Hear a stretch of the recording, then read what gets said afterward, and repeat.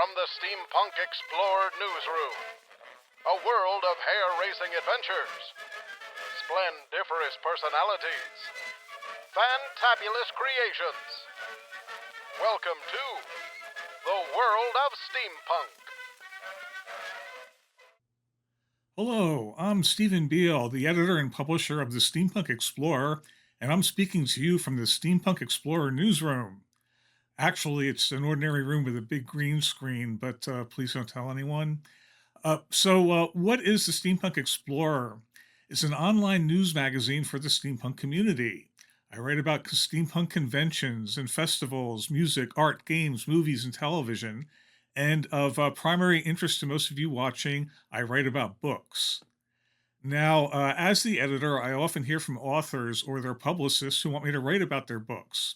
So I'm going to present a Publicity 101 course for the independent writer.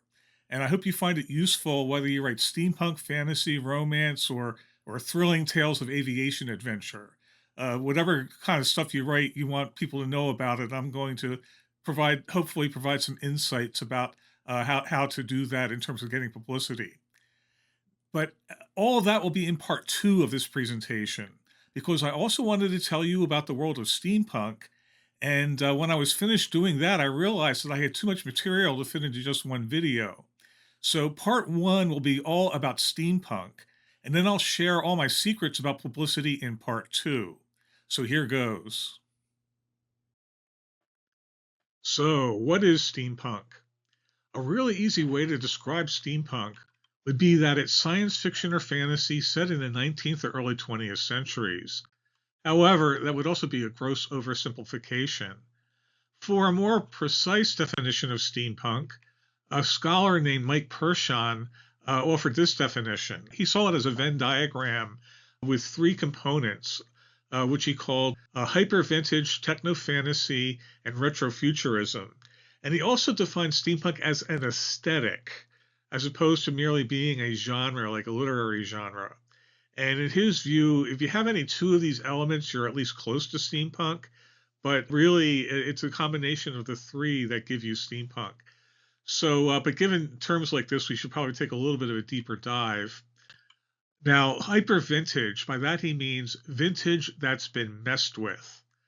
It could be an alternate history set between the 19th and early 20th century.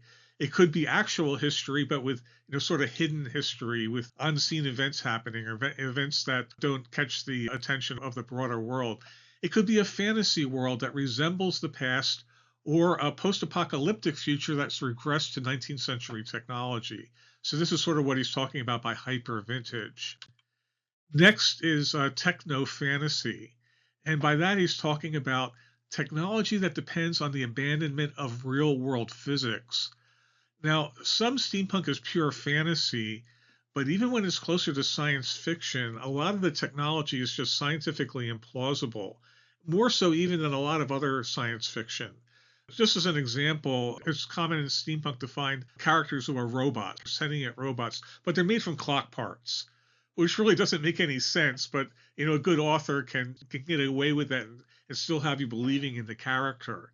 Another example would be a city that floats in the sky, defying the laws of gravity. So this is what he's meaning by techno-fantasy, that it's kind of farther afield from science, more so even than regular science fiction. And then the third element is retrofuturism. Now, the common definition of retrofuturism is how the past imagined the future, like this. So this is art from the year 1900, envisioning what the world would be like in the year 2000. So it's a classroom where the professor is feeding books into a machine that get automatically transferred into the students' heads. So this is what we normally think of as retrofuturism, something like this. Now, Mike Pershon kind of takes it, kind of gives it a twist, a steampunk twist, and says, at least in the context of steampunk, that retrofuturism is the way the present imagines the past, seeing the future. So that's a sort of special definition of retrofuturism. Now, when you think about 19th century science fiction, authors like Mary Shelley and Jules Verne and H.G. Wells come to mind. But they were not the originators of steampunk. And a lot of people would argue that their works really don't count as steampunk for reasons that I hope become clearer later on in this presentation. You could say that they were antecedents of steampunk or that they were inspirations for steampunk, but steampunk as a genre actually originated with three authors from California. And that's these guys here, the California Trinity, as they've been called, James P. Blaylock, Tim Powers, and K.W. Jeter. Now, they were college students in the early 1970s at Cal State Fullerton in Orange County, near Los Angeles. One of their mentors was Philip K. Dick, the science fiction author. And then later they began writing fantasy stories set in the Victorian era. So here's how we got the term steampunk. So K.W. Jeter, one of these three authors, writes a letter to Locus magazine, which is a science fiction trade publication. He was writing about the work that he and his friends were doing. I think Victorian fantasies are going to be the next big thing, as long as we can come up with a fitting collective term for Powers, Blaylock, and myself. And so he kind of throws out this term, something based on the appropriate technology of that era, like steampunks, perhaps. And he was just kind of throwing the name out there, and I don't think he really had any intention that it would stick the way it has, but it has. So now, this is kind of important to know. Steampunk, the name steampunk was a play on cyberpunk. And at the time he wrote that letter, the 1980s, cyberpunk was like the hot subgenre in science fiction. And best exemplified by a novel by William Gibson called Neuromancer. And so Wikipedia has a kind of a definition of cyberpunk here. The name cyber comes from the idea that we're talking about virtual reality and artificial intelligence, kind of extending the computer technology of that time into the near future. And then the punk in cyberpunk had to do with the characters in the stories. So it wasn't really about punk rock, but about the characters. So here in this writer's description, the classic characters were marginalized, alienated loners. They were misfits or outcasts or outlaws. So that's where the punk comes from in the name. So how does that extend to steampunk? The steam part of the name comes from the fact that these stories are set in the age of steam engines driving everything. Now the punk, that's more interesting. It was really a play on cyberpunk, and some people have tried to kind of read punk into steampunk, so to speak, but there really isn't. The idea of punk is not really inherent in the works that we now consider to be steampunk. It's really kind of an accident of language, the fact that it was a play on this earlier term. And not all people agree with this, I should say, is that some people say, we've got to find the punk in steampunk, or they'll talk about the punk aspects of steampunk. But again, it was just mainly an accident of language. And I think the key point here is it doesn't need steam or punks to be steampunk. Not everybody would agree with that, but I think most people who are into the genre would. Let's fast forward a couple of decades, and somewhere between 2004 and 2009, something called the second wave of steampunk emerged.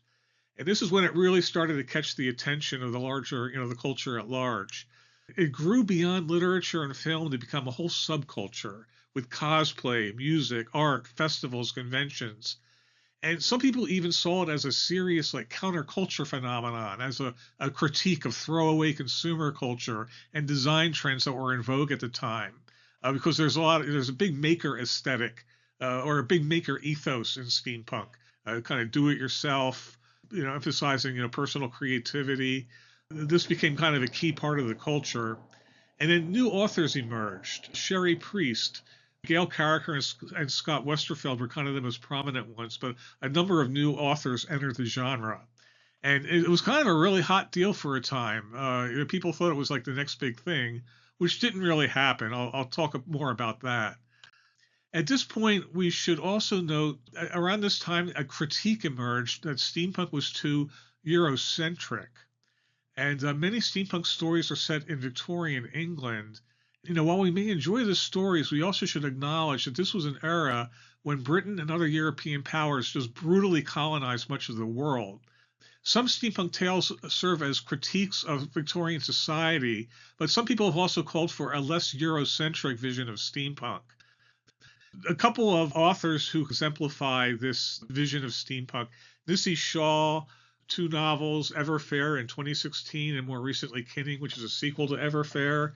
P. Jelly Clark, The Haunting of Tramcar 015 and A Master of Jin in 2021. Now, Missy Shaw's stories are set in an alternate history version of Central Africa, and then the P. Jelly Clark stories that I note there are set in Cairo in around 1912. Master of Jin won the Nebula Award, which is presented by the Science Fiction and Fantasy Writers Association. That's one of the most prestigious awards in science fiction, and that made Master of Jin the first steampunk novel ever to win that award. And not only are they, making these points about Eurocentrism, they're really good reads. They're very entertaining, and they also kind of refreshed the genre, kind of got away from a lot of the tired tropes of steampunk. So I recommend these stories highly. So moving on, the key points. Steampunk is a reimagining of the past, not reenactment. So this is not like a bunch of Civil War reenactors. It sees the past through a contemporary lens. And that gets back to the point I made earlier that, H.G. Wells and Jules Verne may be antecedents of steampunk, but they were not steampunk. The stories they wrote were not steampunk themselves because the authors were immersed in the time in which they wrote their stories. And just as one example, it's very common in steampunk to see characters who are LGBT, people of color, women, strong women characters, which you don't often see in 19th century literature, especially like you really don't often see LGBT characters in 19th century literature, whereas you do in steampunk very commonly. So that's what I mean by seeing the past through a contemporary lens. You can also see a good example in The Difference Engine, a steampunk novel by William Gibson and Bruce Sterling. It is set in an alternate history version of England where Charles Babbage builds an advanced mechanical computer that spawns an information age more than a century before it happened in our world. So this was an example of the authors projecting technology of our time into the past. Or just look at this, a fully operational Macintosh computer that's been given a steampunk transformation. And I guess another point that I want to make about steampunk, it is the ultimate mashup. And I think that's one of the things that gives it appeal. It's a mashup of the past, present, and future. It's a mashup of science fiction, fantasy, and history.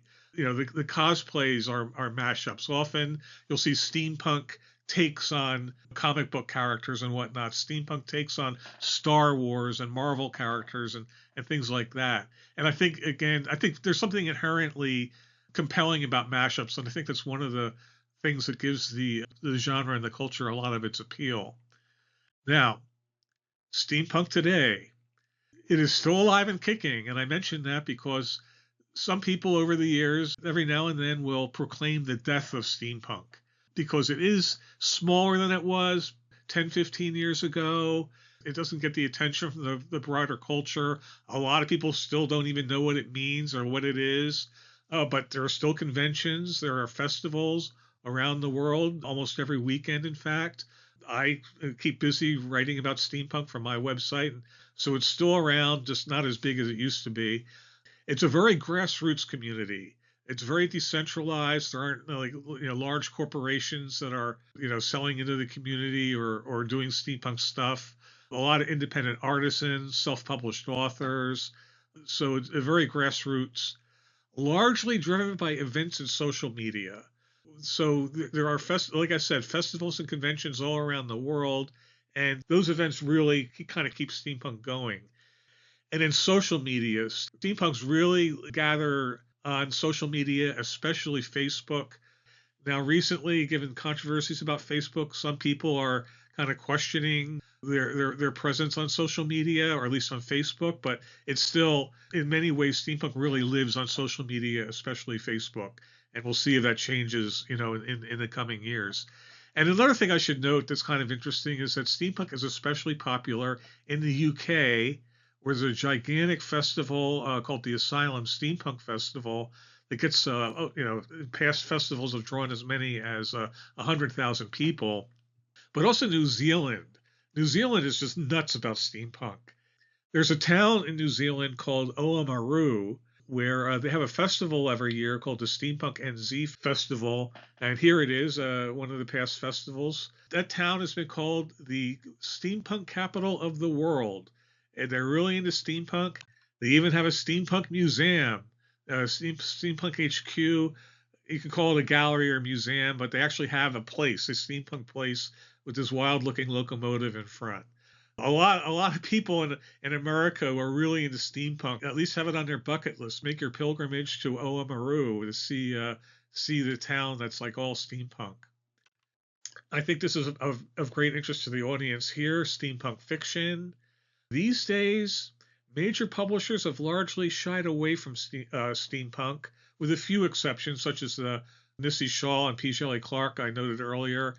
Most of the action in terms of publishing is people are self-publishing. There are a lot of self-published authors, or they're publishing through independent presses. So that's where a lot of the action is happening. But there's still a lot of people writing steampunk. They're just not writing for your big mainstream publishers. Most of the authors are women. Steampunk romance is a big kind of subcategory of steampunk. You see a lot of steampunk romance. A good vehicle for promoting their work are events. Because these steampunk events are happening all over and steampunk is kind of driven by these events, it's a really good place for people to promote their books. You'll see people, authors will get speaking engagements at events where they can, talk as experts on various subjects related to literature or history or whatever, kind of share their expertise with the attendees. Or, they might have a table there. They might be in the vendor area, artist alleys, author alleys. So events are a really good place to promote steampunk books.